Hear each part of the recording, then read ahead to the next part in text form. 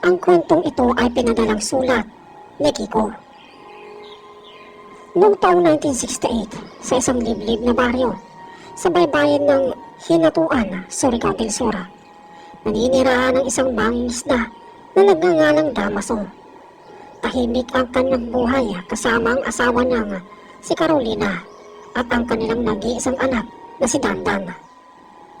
Ang baryo ay napalibutan ng makakapal na kagubatan at malalalim na dagat na madalas ikinikwento ng matatanda bilang tahanan ng mga nilalang na hindi nakikita ng karaniwang tao. Araw-araw ay pumapalaot si Damaso upang mangisda. Kilala siya sa baryo bilang matyaga at masipag. Ngunit madalas na inuuwi niya sapat lang para maitawid ang mag-anak sa pang-araw-araw na pangangailangan. Mahirap ang kanilang kalagayan, ngunit hindi kailanman nagreklamo si Carolina. Isang hapon, habang naghahanda si Damaso para pumalaot, lumapit si Carolina at mahinang nagsalita. "Damaso, mag-iingat ka sa dagat ha. Sabi ni Aling Terya, may mga nilalang daw na nagpapakita tuwing kabilugan ng buwan." Umiti lamang si Damaso at hinaplos ang buhok ng asawa.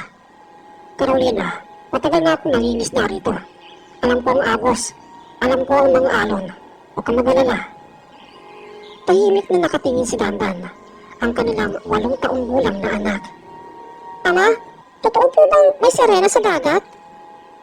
Napahinto si Damaso at saglit na napatingin sa anak. "Mga kwento lang anak, ngunit hindi ko pa nakikita."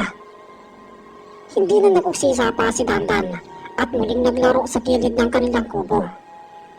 Habang lumulubog ang araw, sumakay si Damaso sa kanyang maliit na bangka at nagsimulang maglayag. Tahimik ang dagat at mailiwalas ang kalangitan. Tila ba payapang gabi ang naghihintay. Ngunit pagdating niya sa gitna ng malalim na bahagi ng dagat, biglang umihip ang malamig na hangin at kumislot ang mga alon na parang may nais ipahiwatig. Nagpakawala ng lambat si Damaso, subalit wala siyang makuhang isda. Ilang ulit siyang nagsubok hanggang sa mapagod. Sa halip, bumalik na nagpasya siyang magpahinga at ipinikit ang mga mata. Pagdilat niya, napansin niyang nag-iba ang kulay ng dagat. Kumikislap ito na tila ba asul sa salamin. At mula sa ilalim ay lumitaw ang isang nilalang. Isang sirena. May mahabang buhok na kulay pilak, balat na kasing puti ng buwan at buntot na kumikislap na parang perlas. Napatayo si Damaso sa kanyang bangka. Nanginginig sa pagkakabigla. Diyos ko! Umiti ang sirena at lumapit sa kanya. Ang tinig nito ay malamig ngunit mahinhina. "Damaso, ikaw ay matagal ko nang minamasdan." Halos hindi makapagsalita si Damaso. "Papaano mo nalaman ang aking pangalan?" "Ang dagat ay may sariling paraan upang ilahad sa amin ang lahat ng lihim. Naririnig namin ang bawat dasal, bawat pag-usal ng mga mangingisda na dumadaan dito." Lumapit pa ang sirena at inabot ang kanyang palad. Doon ay may nakapatong na 3 makinang na perlas. "Ito'y para sa'yo. Kapag itinago mo ito, hindi ka magugutom. Ngunit tandaan mo, may kapalit ang lahat." Napalunok si Damaso at napatingin sa mga perlas. Teka, anong kapalit?" Ngumiti ang sirena, ngunit sa likod ng tingin ay, iyon ay may pagtatanong na misteryo. "Iyan ang malalaman mo sa takdang panahon." Pagbalik ni Damaso sa pampang, iniabot niya kay Carolina ang mga perlas. Nabighani ito sa ningning ng mga bato. "Damaso, saan mo nakuha to?" May nilalang na nagbigay sa akin." "Nilalang? Huwag mo sabihin." "Oo, sirena." Putol ni Damaso. Natigilan si Carolina at napatingin sa asawang parang hindi makapaniwala. "Damaso, baka suntayan at hindi biyaya." Ngunit bago siya makapagsalita ng iba, biglang sumulpot si Dandan at hinawakan ng isang perlas. "Ama, napakaganda nito." Mula sa sandaling yon, nagsimulang magbago ang kanilang kapalaran. Hindi na napigilan ni Carolina ang pangamba nang makita niyang hawak-hawak ni Dandan ang isa sa 3 perlas na iniabot ng Serena kay Damaso. "Anak, ibalik mo yan!" Mariing wika ni Carolina habang nanginginig ang boses. Nagulat si Dandan at agad na inilapag ang perlas sa maliit na mesa sa kanilang kubo. Nagtaka siya kung bakit biglang nagbago ang tono ng kanyang ina. "Ina, bakit po? Maganda naman ito ah." Hinawakan ni Carolina ang kamay ng anak at tumitig sa kanyang asawa. "Damaso, hindi ako panatag. Ang mga bagay na bigyan ng mga nilalang mula sa dagat ay may kasamang panganib. Sabi ng matatanda, ang biyayang galing sa kanila ay may kabayaran." Umupo si Damaso at pinisil ang noo. Hindi niya maalis sa isipan ang anyo ng Serena at ang malamlam nitong tinig. Ngunit dama rin niya ang gutom at hirap ng kanilang buhay. "Carolina, ilang taon na tayong halos walang maipon. Lagi tayong kapos. Lagi ka nagtitipid sa pagkain. Kung ito ang paraan para mabigyan ka ng kaginhawaan, bakit hindi natin subukan?" Umili si Carolina. "Kung kapalit naman ay kaligtasan natin, paano na?" Tahimik ang kanilang kubo sa gabing yun. Nakatulog si Dandan na niyayakap ang kanyang lumang laruan. Ngunit si Damaso at Carolina ay gising pa rin. Iniisip ang mga perlas na nakapatong sa mesa at kumikislap sa ilalim ng liwanag ng lampara. Kinabukasan nagpasya si Damaso na dalhin ang isang perlas sa bayan upang ipakita sa kaibigang si Mang Toryong, isang matandang nagnenegosyo ng mga alahas. Pagdating niya sa maliit na tindahan, agad siyang sinalubong ng matanda. "O Damaso, ano sadya mo rito?" Bati ni Mang Toryong. Kinuha ni Damaso ang balot na tela at dahan-dahang inilabas ang isang pirasong perlas. Nang masilayan ito ni Mang Toryong, nanlaki ang kanyang mga mata. "Santissima, saan ka nakakuha na ganito?" "Sa dagat. Hindi ko pwedeng sabihin ang lahat. Basta nakita ko at nakuha ko." Pinagmasdan ni Mang Toryong ang perlas at halos hindi makapaniwala. "Damaso, ito ay napakabihira. Kaya-kaya nitong tustusan ng pangangailangan ng pamilya mo ng ilang taon. Kung gusto mo, bibilhin ko kagad." Napaisip si Damaso. Ang sabi ng Serena ay wag basta-basta, ngunit naalala niya ang pagod ni Carolina at ang mga pangarap para kay Dandan. "Magkano bang kaya mong ibigay?" Naglabas si Mang Toryong ng isang supot ng salapi at inilapag sa mesa. "Dito pala, sapat na makakapagsimula ka ng maliit na negosyo. Pero kung may iba ka pang perlas, mas lalo kang yayaman." Napalunok si Damaso at inabot ang pera. Sa unang pagkakataon, hawak niya ang halagang hindi pa niya kailanman nahawakan sa buong buhay niya. Pag-uwi niya, sinalubong siya ni Carolina. "Damaso, saan ka galing?" Ngumiti si Damaso at iniabot ang supot ng pera. "Tignan mo, Carolina. Ito na ang napala natin sa isang perlas pa lamang." Halos hindi makapaniwala si Carolina. Hinaplos niya ang pera at naluha. "Ngunit, paano kung bumalik ang nagbigay? Paano kung may kapalit?" Niyakap siya ni Damaso. "Huwag ka mag-alala. Basta't mag-iingat tayo. Walang masamang nagaganap." Mula noon, nagsimulang nagbago ang kanilang buhay. Nakabili sila ng bagong bangka, nakapagpatayo ng mas matibay na kubo, at si Dandan ay nakapasok sa paaralan na may bagong gamit. Ang mga kapitbahay ay nagtaka kung papaano biglang umasenso si Damaso. May ilan ang nagsabi na baka siya ay nakatuklas ng lihim na yaman, ngunit wala ni isa ang nakakaalam ng totoo. Isang gabi, habang mahimbing na natutulog si Carolina at Dandan, nagising si Damaso sa tunog ng mga alon. Lumabas siya ng kubo at natanaw ang dagat. Sa kabila ng dilim, nakita niya ang kislap ng pilak ng buhok ng Serena na nakaupo sa isang bato. Lumapit siya ng dahan-dahan. "Bakit ka narito?" Ngumiti ang Serena. "Kamusta ang perlas, Damaso? Natupad ba ang iyong mga pangarap?" "Huwag mo akong lolokohin. Anong kapalit ng lahat ng to?"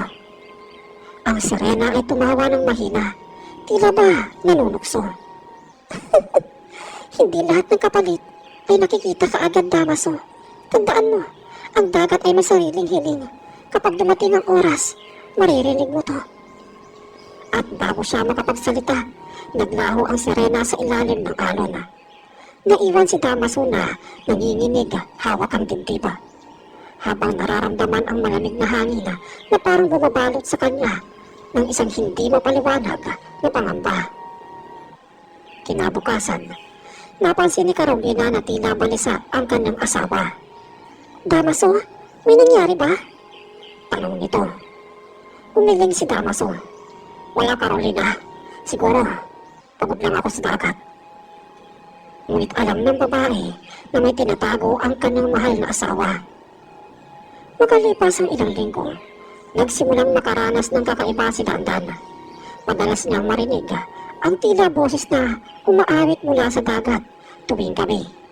Minsan ay nagising si Carolina at nakita niyang nakatayo ang anak sa gilid ng pinto. Nakatanaw sa dagat. Dandan, bakit gising ka pa? Ina, tinatawag nila ako. Naririnig mo ba ang awit? Nanindig ang balahibo ni Carolina. Sino ang tumatawag sa'yo, anak? Ewan ko, nanggagaling sa dagat, ina. Hindi nakatiis si Carolina at kinausap si Damaso. Damaso, sinabi ko na sa'yo, ang mga perlas na yan ay hindi magandang biyaya. Ngayon pati anak natin, naapektuhan na. Kailangan natin gumawa ng paraan bago mahuli ang lahat. Ngunit mahigpit ang kapit ni Damaso sa mga perlas. Carolina, hindi mo ba nakikita ang kabutihang dulot ito? Huwag mong hadlangan ang pagbabago ng ating kapalaran. Napaluha si Carolina at niyakap ang anak. Sa kanyang puso, nararamdaman niya ang dagat ay hindi basta-basta magbibigay ng walang hinihiling na kapalit. Mula ng gabing yun, lalo pang naging kakaiba ang mga panaginip ni Dandan. Sa tuwing siya'y natutulog, nakikita niya ang malalim na dagat. Ang mga kislap ng ilaw na tila ba nagmumula sa ilalim at ang tinig ng sirena na umaawit. Sa kanyang isip, malinaw ang mga salitang paulit-ulit na sinasambit. Dandan, bumalik ka sa dagat. Ikaw ang susunod. Wika sa kanyang panaginip.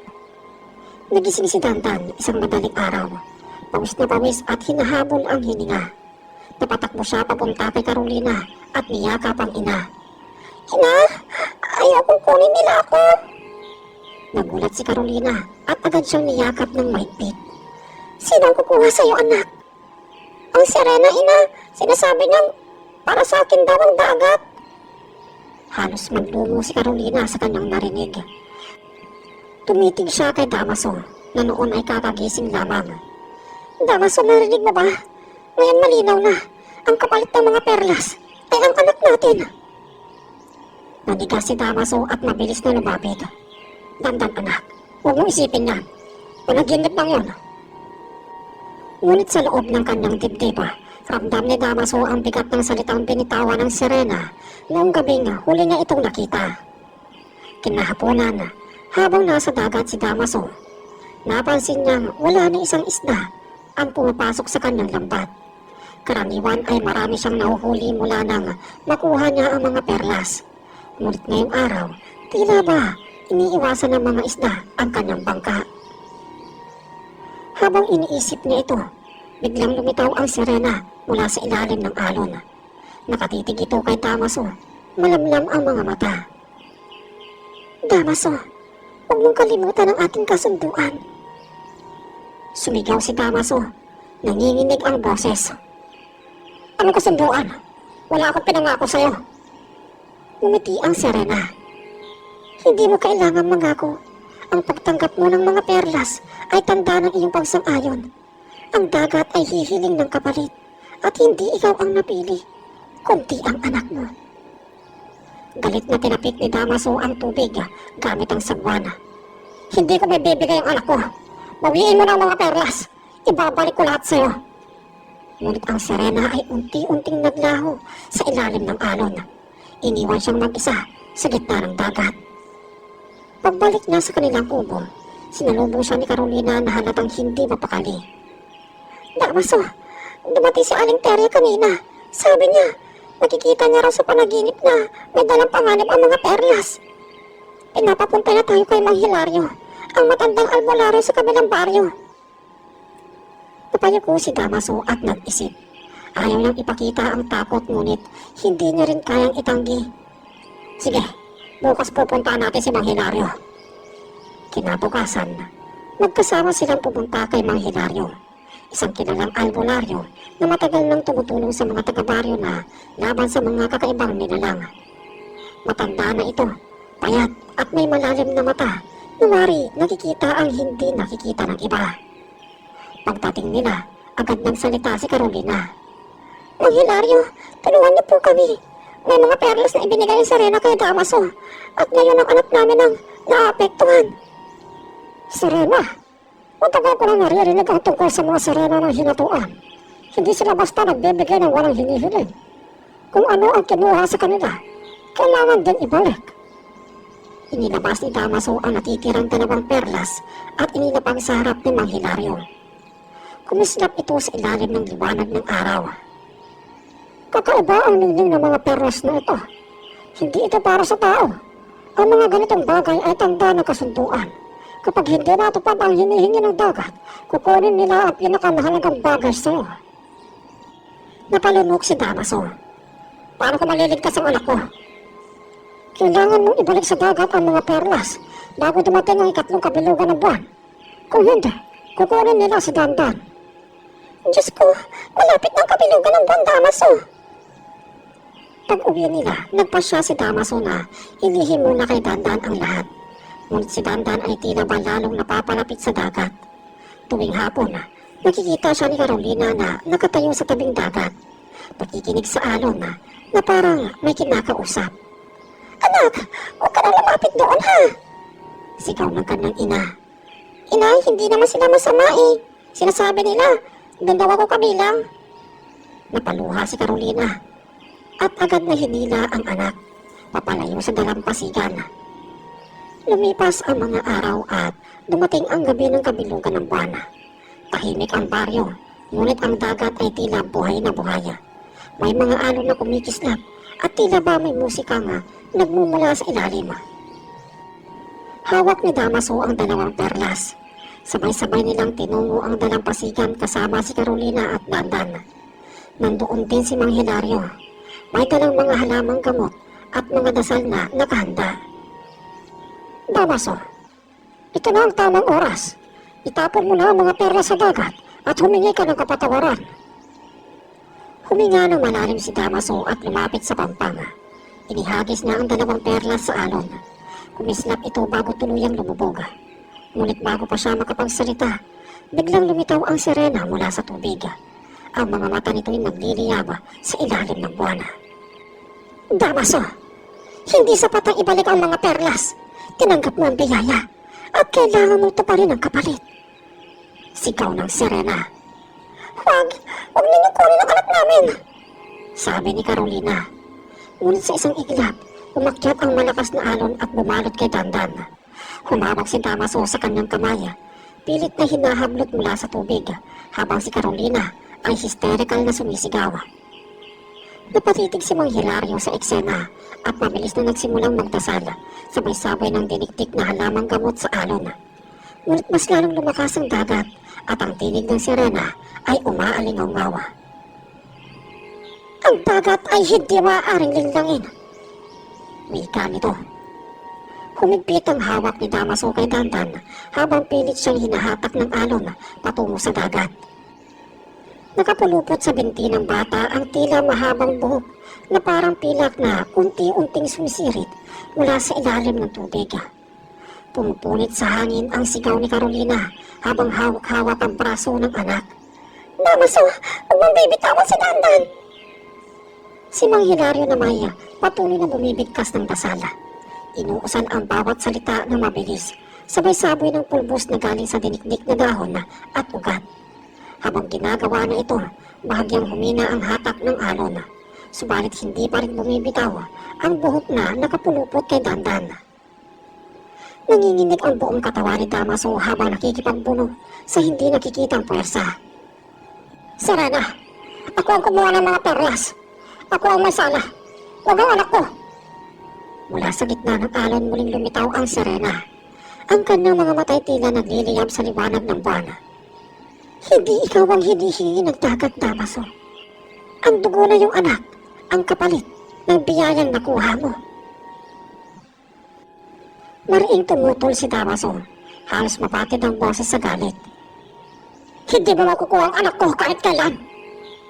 Hinugot niya ang matalim na bulok sa lagi niyang daladala tuwing nangingisda at tinaga ang mga pilak na hibla na kapulupot sa binti ni Dandan.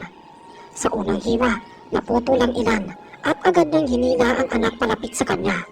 Ngunit kasabay noon ay dumawundong ang alon at tila lumubog ang lupa sa ilalim ng dagat. Maghilaryo! Gawin niyo ang lahat bago sila lamunin ng tubig! Itinaas ni Mang Hilario ang maliit na banga na may lamang langis at sinindihan ng mitsa. Nang umapoy, mabilis na itong inihagi sa ibabaw ng dagat. Nagliyab ang mga alon at saglit na umurong. Napatras ang Serena, matungal sa galit at muling sumisid sa kailaliman. Nakahinga ng maluwag sina Damaso at Carolina. Agad nilang niyakap si Dandan na nanginginig sa takot at halos hindi makapagsalita. Pinahid ni Carolina ang luha sa pisngi ng anak. Ayos ka lang ba, anak? Ayos ka lang ba? Bulong ni Carolina. Mahinang tumango si Dandan, ngunit sa kanyang mga mata ay nananatili ang bakas ng takot. Lumapit si Mang Hilario, na pawis at namumutla. Hindi pa tapos ito. Babalik siya at mas lalong lalakas ang dagat sa susunod. Napatingin si Damaso sa alon na ngayon unti-unti bumabalik sa normal. Ano gagawin natin, Mang Hilario? Paano ko mapoprotekta ng anak ko? May paraan. Ngunit kailangan ang lakas at tapang mo.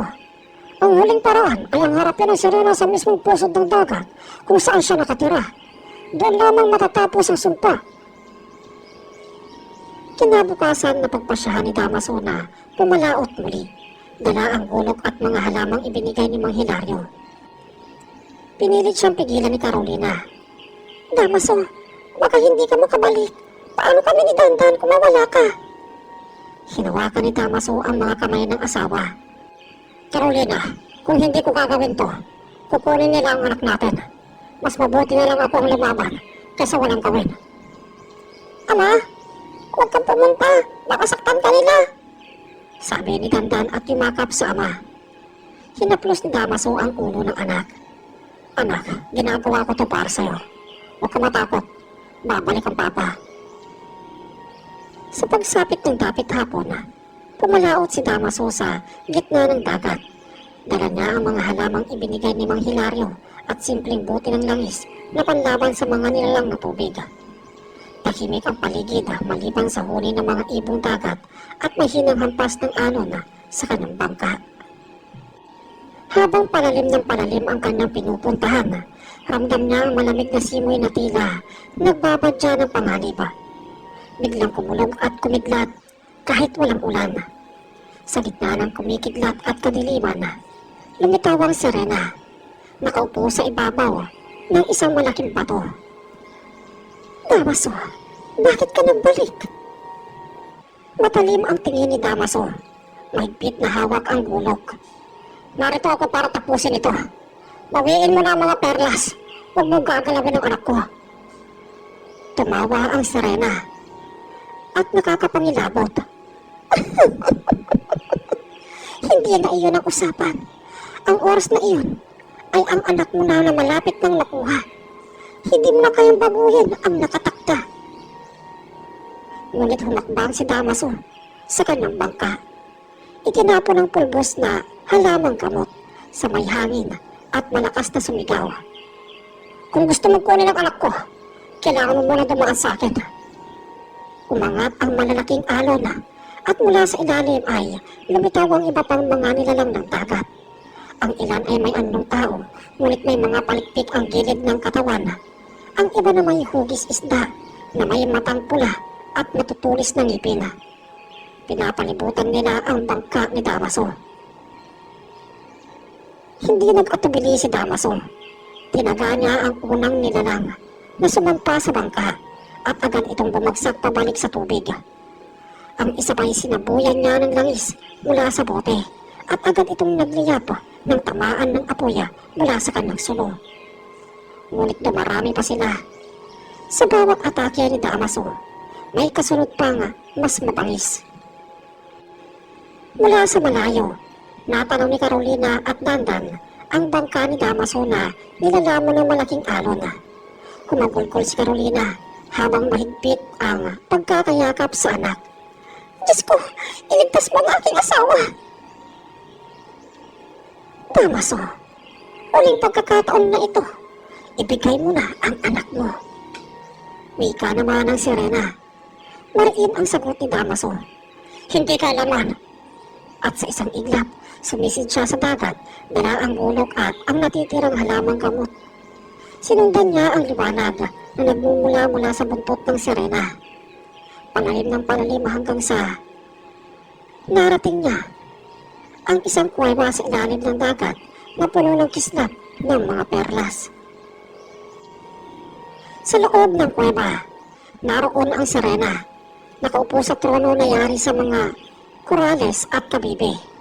Ang mga mata nito ay nakatitig kay Damaso at puno ng galit.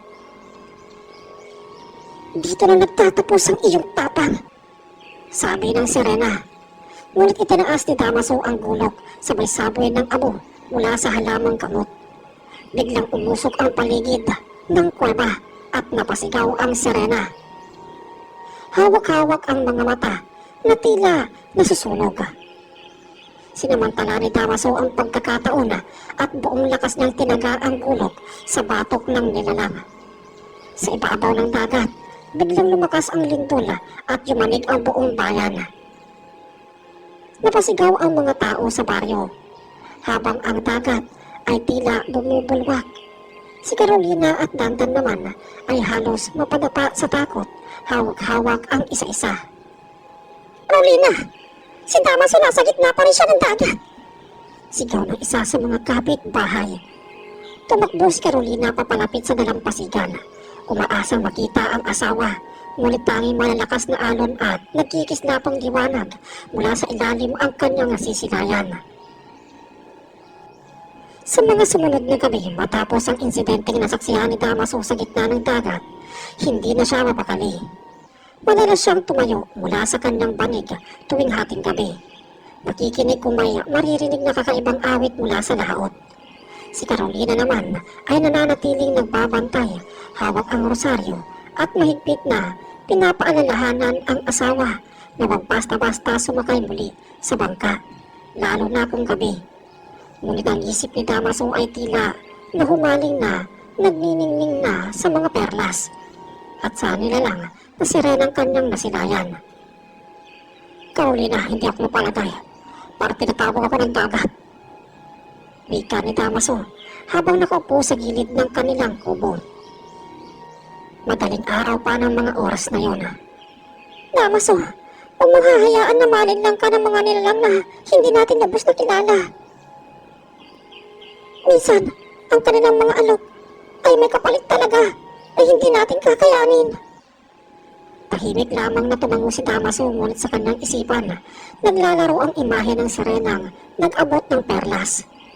Kinabukasan bago pa sumikat ang araw, dumating si Dandan sa kanilang bahay.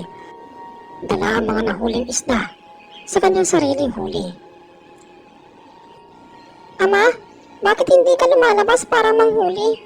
Nakakapagtaka, ikaw ang masigasig sa dagat? Tanong ni Dandan habang iniaabot ang isang bayaw ng isda. Medyo masama ang pakiramdam ng papa mo nitong mga gabi. Mabilis na sagot ni Carolina. Ayaw niyang mabunyag kay Dandan ang tungkol sa sirena at sa perlas. Ngunit hindi napigilan ni Damaso ang kanyang sarili.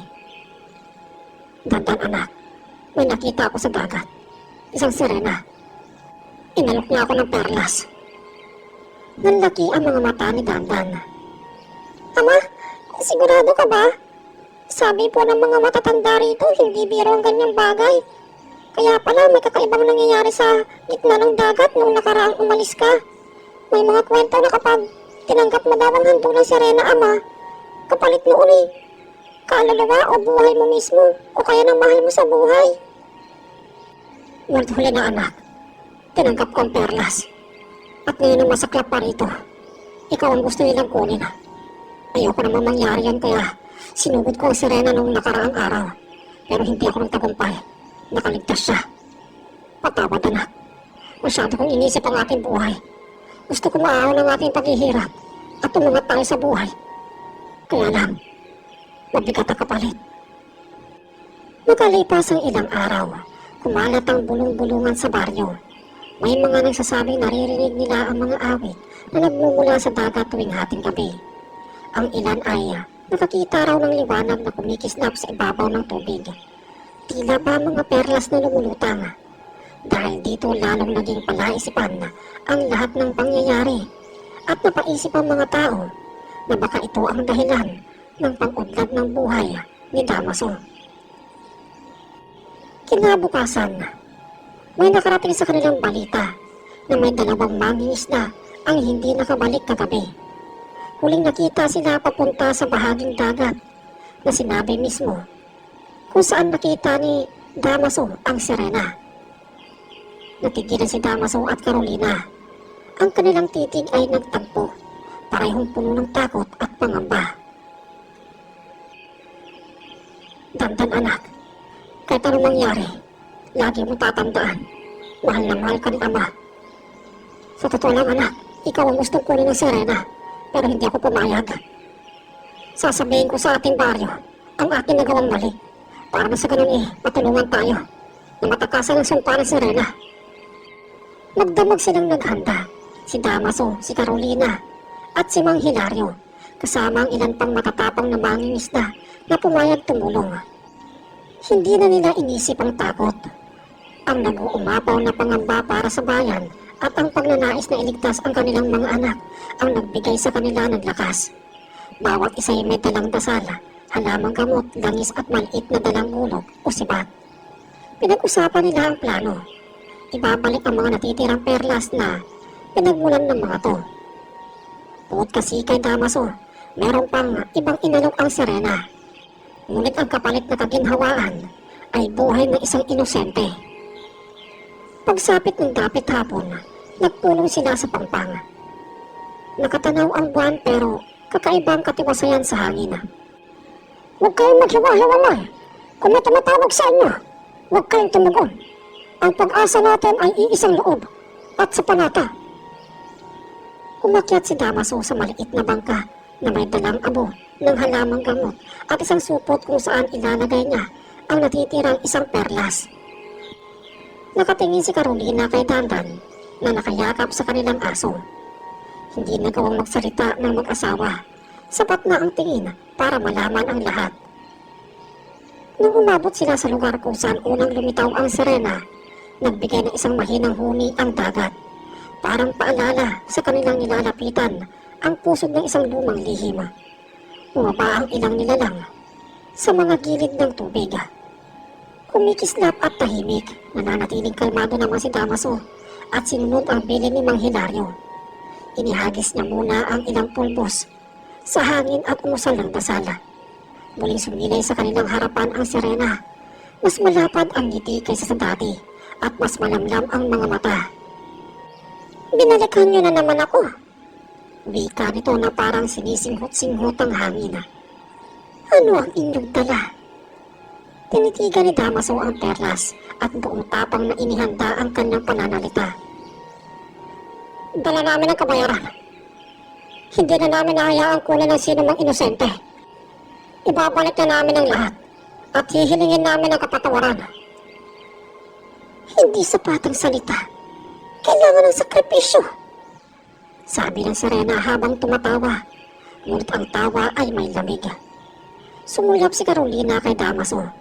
Alam nilang ang ibig sabihin nun, maaaring may kinakailangang ialay. Ngunit bago pa man sila makapagsalita, may tinig mula sa ilalim ng dagat. Hindi ito galing sa sirena lamang. Parang daan-daang tinig na may iisang himig. Umalingaw-ngaw sa hangin ang mga salitang kanilang narinig. Pagkatapos nun, biglang naglakbay ang alaala ni Damaso sa lahat na pinaghirapan nila ni Carolina. Ang mga gabi ng gutom, ang mga luha, ang ngiti ni Dandan nang makapunta sa paaralan. Hindi siya handang isuko ang anak, ngunit hindi rin niya kayang tiisin na ang kapalit ay ang buhay ng iba. Huminga siya ng malalim at tinindig ang sarili. Kung sakripisyong kailangan, ibibigay ko ang aking sarili, hindi ang anak ko. Ako ang tatanggap ng kapalit. Ilalagay ninyo sa akin ang sumpa at sa huli, ako ang magbabayad. Pakiusap. Namutla si Carolina, ngunit nakita ni Mang Hilario ang katapatan sa mga mata ni Damaso. Pumayag siya ng bahagya. Ibinaba ang ulo at nagsimulang maghanda ng ritual. Ang mga mangingisda naman ay yumuko hindi dahil sa takot, kundi sa paghanga sa lakas ng loob ng ama. Hinawakan ng sirena ang perlas at dahan-dahang inilapit sa dibdib ni Damaso. Ang tubig sa paligid nila ay kumikislap at parang bumubuo ng isang umiikot na padera. Narinig ni Damaso ang mga tinig, mga lumang salita na hindi niya lubos na uunawaan. Ngunit isang bagay ang malinaw. Ang panata ay naisulat sa hangin.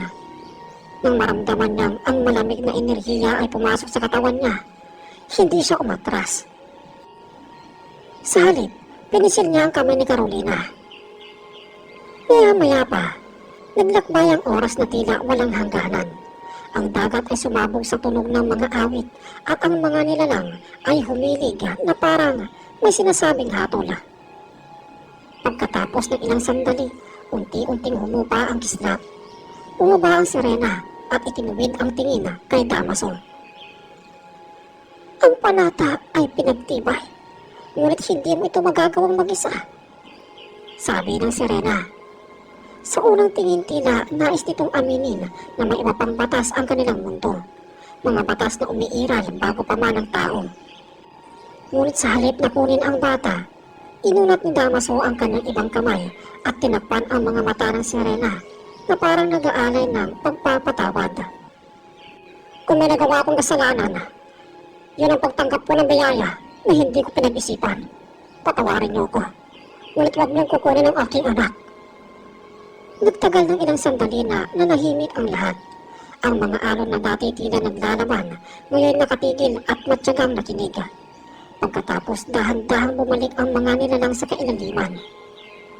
Ang sirena matapos tumitig ng huli kay Damaso ay lumubog, dala ang isang mahina at malamlam ng ngiti. Huminga ng malalim si Damaso. Ramdam niya na nabawas na ang bigat sa kanyang dibdib. May kapalit ngunit hindi ito kasing matindi gaya ng inaakala niya. Nang makabalik ang grupo sa Pangpang, iba ang katahimikan. Hindi mga anino ng takot kundi mabigat na katahimikan ng pagninilay. Nakita ni Carolina ang kanyang asawa. Ang kanyang mga palad ay may bahagyang kakaibang sinag.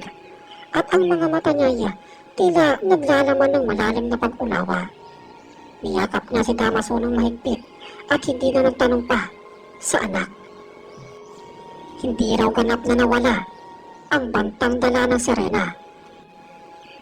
May dala pa rin itong alaala at pag-iingat, ngunit walang sino mang bata ang nagpaalis sa tahanan at hindi na muling naglaho ang mga mangingisda ng walang bakas. Ang mga isda ay muling bumalik at ang mga bangka ay muling puno. Ang mga taong may malubhang pangangailangan ay natutulungan, ngunit hindi na parang dati. Hindi na sa kanilang pag-asa ng madaling yaman. Lumipas ang mga buwan, si Damaso ay hindi na ganoon kasigasig sa paglalayag noong gabi. Bihira na siyang pumalaot, at kapag pumapalaot man, lagi siyang may kasamang kapitbahay. Nagbago na rin ang mga panaginip ni Dandan. Hindi na siya tinatawag ng awit ng dagat, at ang kanyang mga gabi ay tahimik na. Si Carolina naman ay naging mas mahinahon. Ang mga mata niya ay naglalaman ng pasasalamat at lungkot, magkahalong damdamin na hindi madaling ipaliwanag. Sa huling panahong iyon, dumating si Mang Hilario para magpaalam. Ang dagat ay patuloy na may sariling siklo. May mga araw na mabuti, may mga araw na malupit. Kayo ang nagbalanse ngayon at kayo ang magbabagay sa bagong katotohanan. Hindi naglaon nagkaroon ng maliit na hantungan ang bayan. Isang simpleng memorial na yari sa mga shell at kahoy kung saan inilagay nila ang isang maliit na perlas. Hindi para sa kayamanan, kundi bilang paalala na ang bawat biyaya ay may kapalit. Dito nagtitipon ang mga magulang tuwing gabi ng kabilugan ng buwan upang ipanalangin ang kaligtasan ng kanilang mga anak. Hindi naman rin nagpakita ang sirena sa mukha ng tao. Ngunit sa tuwing tatahimik ang dagat at uupo si Damaso sa bakod ng pampang na nakatanaw sa malayo, naririnig niya ang isang malamyos na himig. Hindi pagtawag kundi paalala. Ang dagat ay buhay at ang buhay ay mayroong hangganan. Napapangiti si Damaso sa mga sandaling yun at hahaplos-haplos sa ulo ni Dandan na nasa tabi niya. Lumipas ang panahon at tumanda ang mag-anak ng payapa. Hindi sila